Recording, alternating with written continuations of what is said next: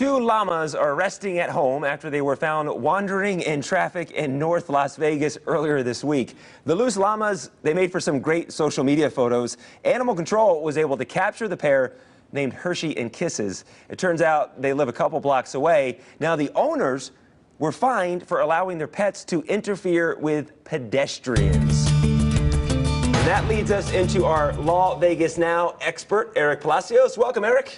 Good to be here. Let's break this down, okay? Let's talk about, instead of llamas, dogs. If a dog bites me or a dog destroys my property, who's responsible? Generally, the owner would be responsible.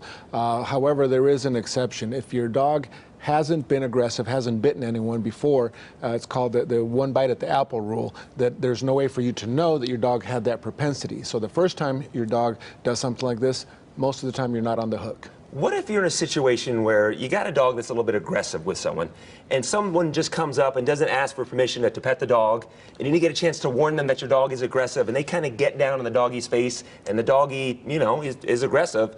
Who's to blame in that situation? These situations are tough because reasonableness is what is going to be important. Mm-hmm. Should you have warned somebody? Should you have your dog out in public if he has that propensity? Did you have him on a leash? Did you have a muzzle on him?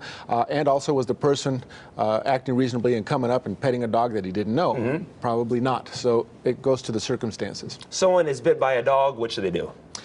First of all, let the owner know. If the owner is not around, call Animal Control. Mm-hmm. This way a report can be done, and you can determine if the dog is current on all his vaccinations, which of course impacts your health. It's important to take pictures of the scene of your injuries, seek medical attention, and of course talk to a lawyer as soon as possible to make sure what your rights are. And then also on the flip side, if you are the owner of that dog that bites someone, you should be kind of doing the same thing? Yes, you need to be careful and protect yourself to possibly what's coming down the line.